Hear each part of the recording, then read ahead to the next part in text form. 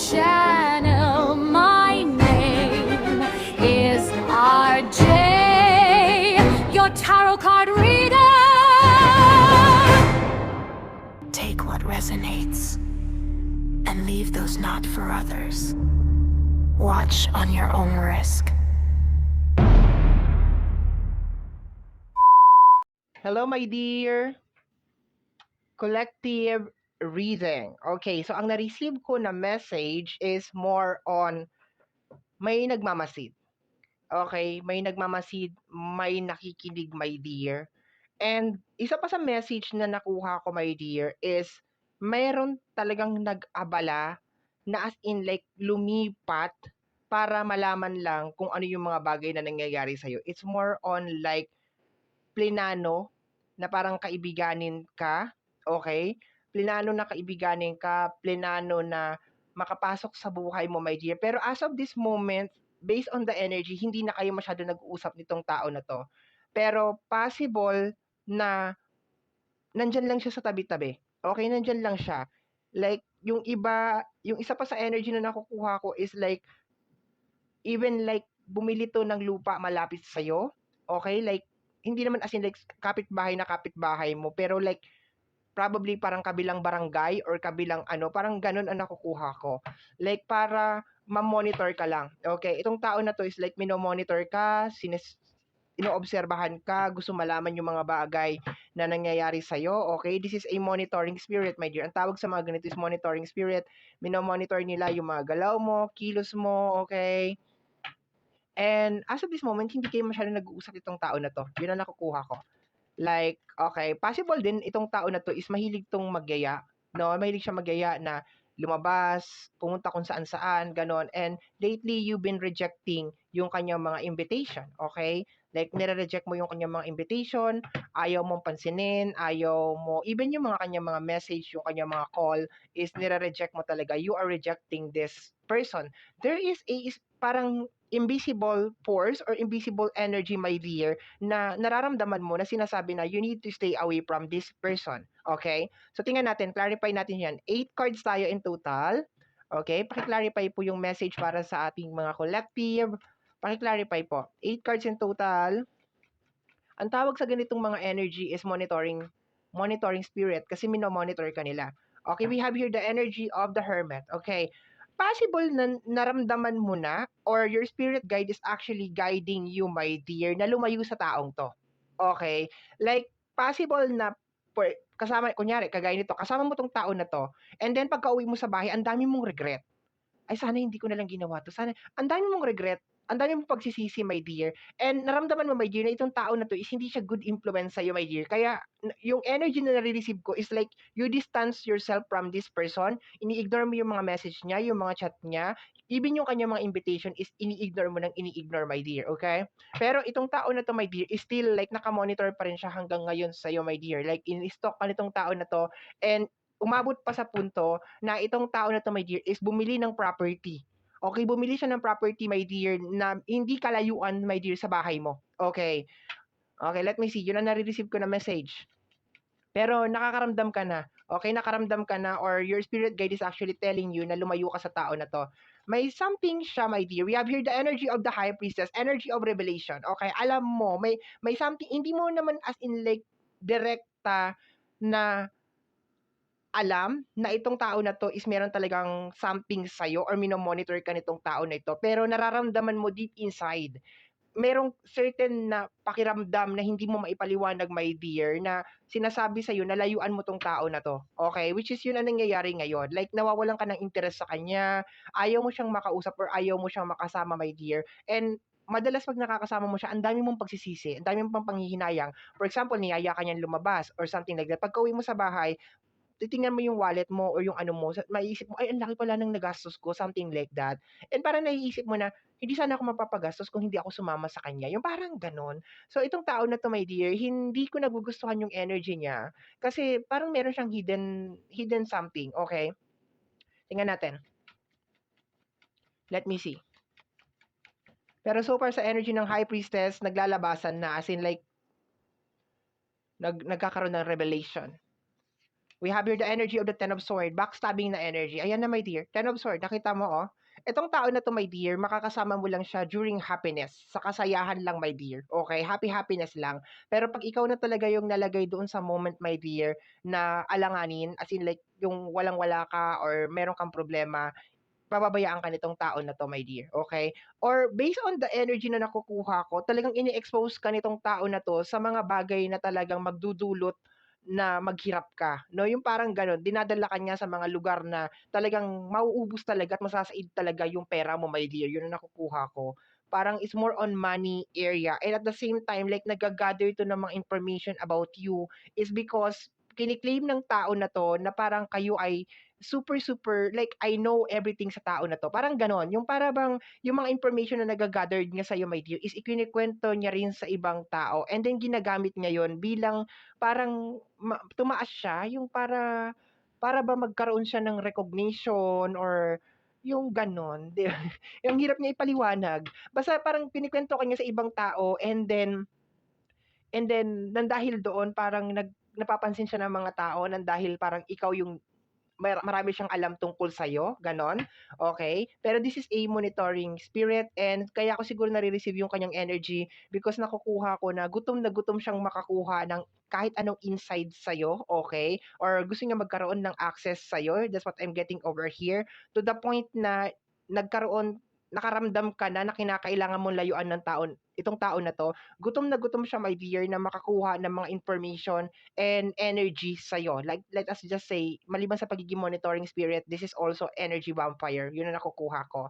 Kasi meron kang nararamdaman na kakaiba pagkatapos ninyong magkita. Okay? Something like that. Is either like punong-puno ka ng panghihinayang or like pagod na pagod ka or drain na drain ka. So there is something sa tao na ito. Okay? Kahit yung simpleng usap lang ninyo sa phone, na nade-drain ka na. Okay? Nakaka-drain yung energy niya.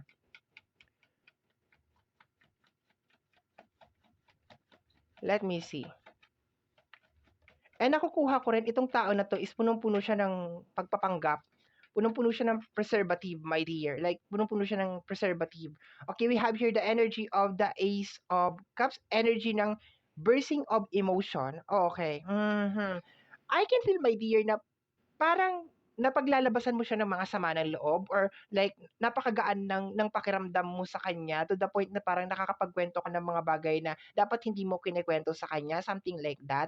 And isa yun, my dear, sa mga character nitong mga tao na ganito, my dear, na parang ang gaan-gaan nilang kausap, like hindi magugulat ka na lang na halos lahat na siguro ng buhay mo naikwento mo na sa kanila and meron silang certain charismatic na energy or meron silang kakayanan na gano'n, my dear, na parang naikukuwento mo sa kanila maski yung mga bagay na hindi mo talaga dapat na ikukuwento. And kagaya nga ng sinabi ko kanina, itong tao na 'to is nagga-gathered siya ng information sa'yo. So kaya gano'n yung nangyayari every time na nag-usap kayo, like na-e-express mo sa kanya, my dear, lahat ng sama ng loob mo sa pamilya mo, problema mo, and so on and so forth. And itong tao na 'to, my dear, is kinukuwento 'to sa ibang tao, okay? I think yun din ang pinaka-reason, my dear, kung bakit itong tao na 'to, my dear, ay bumili ng lupa. Like I said, bumili siya ng lupa malapit sa'yo or parang nasa kabilang ano lang because of like this person is planning something. Nagbabalak siya, my dear, ng something. And to the point, pero as of this moment, wala siyang access sa'yo eh. Nararamdaman ko yung gutom niya, my dear, na magkaroon ng access sa'yo, my dear. Like, hindi niya rin siguro may paliwanag bakit bigla kang naging aloof or parang bigla kang dumistansya sa kanya, like, 'di ba, hindi niya rin siguro maintindihan 'yon. Pero I can feel that your spirit guide or your ancestor, my dear, is protecting you from this person. Pero itong person na 'to is sinusubukan niya pa rin talaga magkaroon ng access sa'yo. As of this moment, my dear, this person is actually gathering information sa'yo. Okay, nagga-gather siya ng information. Let me see. Pinagkakalat nito, my dear, lagi kang talk of the town. We have here the energy of the Ace of Wands. Oh, Ace of Wands. It's the Phoenix na energy. Okay? It's the Phoenix na energy. Okay? Ang nakukuha ko, my dear, ilang beses kang siniraan nitong tao na to. Like, ilang beses kanyang siniraan, pero nakakabangon at nakakabangon at nakakabangon ka pa rin like a phoenix, okay? Like the Ace of Wands over here, nakita mo yung phoenix na yan na hawak niya, okay? Like nakakabangon at nakakabangon ka pa rin talaga, my dear. Let me see, paki-clarify nga po itong Phoenix na ito. 8 cards lang tayo in total, my dear. 8 cards in total. Okay, yes, the Page of Wands, confirm. Nakakabangon at nakakabangon ka pa rin talaga, my dear. Ilang beses ka nang binackstab nitong tao na to. As in, and hanggang ngayon, my dear, okay? Sa sobrang desperado nitong tao na to, or desperada nitong tao na to, my dear, kumuha to ng lupa malapit sa'yo. Okay, bumili to ng lupa malapit sa'yo, my dear. Okay, like, hindi naman as in like kapitbahay na kapitbahay mo talaga, pero malapit sa'yo, my dear, just only to gain access. So, mababalitaan mo yan like, ay, alam, pag nagkausap kayo dito, sabi niya, alam mo, nakabili ako ng lupa, malapit lang dyan sa kabilang ano lang, sa kabilang bayan lang, or probably same, kunyari, Cavite, nakabili din ako ng lupa dyan sa Cavite, or something like that, okay? So, parang ganon. Or kunyari Cebu, like nakabili din ako ng bahay diyan sa Cebu, ng lupa diyan sa Cebu. Bumili siya ng lupa kung taga saan ka. 'Yun ang nakukuha ko. Hindi naman as in like kapitbahay na kapitbahay mo talaga, pero kung taga saan ka, kung saan ka naka-locate. Kunyari, nasa Cavite ka, bumili siya ng lupa diyan sa Cavite, parang gano'n, okay? Para magkaroon lang ng access sa'yo, or like puwede din naman na parang kabilang barangay lang siya, puwede din, okay? Para maging kunyari neighbor-neighbor kayo, something like that. Pero itong tao na 'to, ilang beses ka nitong binackstab, ilang beses ka nitong pinulutan ka nito, ginawa kang pulutan sa mga tao nito, like yung mga kinukuwento mo sa kanya, and hindi mo rin mapansin, hindi mo rin alam, my dear, kung bakit gano'n, na napapakuwento ka talaga sa kanya ng bonggang-bongga, as in nai-she-share mo talaga, my dear, yung iyong life, yung mga problema mo, yung mga struggles mo, mga obstacles mo, my dear. Pero itong tao na 'to, my dear, is kinukuwento niya naman, my dear, sa iba, yung mga nangyayari sa'yo, my dear. As in like sinisiraan ka niya sa ibang tao, ilang beses ka niyang binaksak, my dear. We have here the 10 of sword, okay? Ayan 'no, kita mo naman gumagapang ka doon 'no, pero hindi 'to nangyayari, my dear, eh. Lagi kang nakakabangon, lagi kang nakakahanap ng paraan, my dear, para makabangon sa mga paninira niya, sa manipulation niya, so on and so forth, okay? And sabi ko nga, your spirit guide is actually guiding you. Gina-guide ka, my dear, okay? Gina-guide ka na lumayo ka sa tao na 'to, my dear. Pero itong tao na 'to is may pagka-desperate talaga yung kanyang energy, my dear. Hanggang ngayon sinisikap niya pa rin talagang maka-gather ng information sa'yo. Let me see. Okay, last two cards tayo. 2, 4, 6. Okay, last two cards tayo, my dear. We have here the energy of the Emperor. Okay? Emperor is mataas na energy. Okay, this is energy na with power, with authority. Okay? Kasama niya sa likod is the energy of the King of Cups. Okay, naintindihan ko na. King of Cups over here. You are the King of Cups. Ibig sabihin, palaban yung energy mo and kontrolado mo, my dear, yung hindi ko na sabihin na kontrolado mo yung emosyon mo. Kasi si King of Cups is energy of control of emotion. Pero I can feel na ang tamang term dito is more on yung pagiging determinado sa mga pangarap, okay? And I have this strong feeling na kaya ginagawa ng tao na 'to sa'yo 'tong bagay na 'to is gusto niya siguro na parang tumigil ka sa kung ano yung ginagawa mo as of this moment, okay? Gusto ka niyang sirain, gusto ka niyang wasakin, and nararamdaman ko talaga, my dear, there's a reason kung bakit lumipat 'to, my dear, malapit sa'yo. Okay, there's a reason kung bakit 'to lumipat malapit sa'yo, or kung bakit 'to bumili ng lupa malapit sa'yo. Meron 'tong binabalak na mas malaki pa, and posibleng ang inaano ko dito is gustong sirain ng tao na 'to yung pangalan mo sa mga kabarangay mo or mga kapitbahay mo or something like that. Kasi kini-claim nga niya, my dear, na kilalang kilala ka niya, na para bang sabay kayong lumaki, na para bang magkapatid talaga kayo, my dear, okay? Bottom deck of the card. Pero so far, good. You are protected with your ancestor, my dear. Huwag ka lang talagang malalansin itong tao na to, my dear, kasi ano to, may pagka-trickster. We have here the energy of the Four of Cups, okay? So, tingnan mo dyan. Gusto nito, my dear, na umupo ka na lang kagaya ni Four of Cups dyan, na wala ka na lang gawin, na mag-focus ka na lang doon sa mga failure mo. And pero hindi siya nangyari, my dear. Hindi siya nangyari. And ginamit niya rin, my dear, yung maraming tao, my dear, para i-distract ka, para hindi ka makapagpatuloy sa path mo, okay? But you are the King of Pentacles, okay? You are programmed to be successful.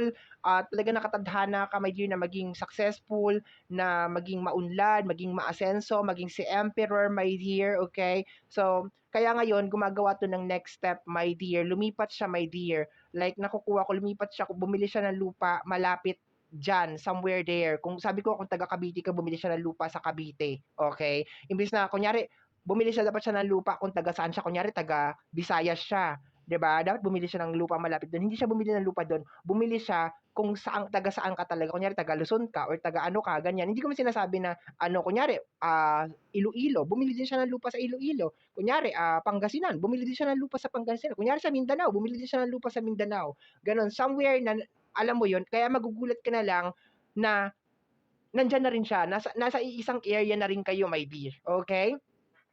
Okay, so my dear, yan po ang nasagap natin na message energy para sa araw na ito. Kagaya po ng lagi kong sinasabi, ang tanging hiling at dasal ko lamang po sa ating buong may kapal na ang mga readings na ginagawa ko ay nakakatulong po sana sa ating lahat. Maraming maraming maraming salamat po. Thank you, my dear. Bye-bye and take care of yourself. Salamat po. Bye-bye.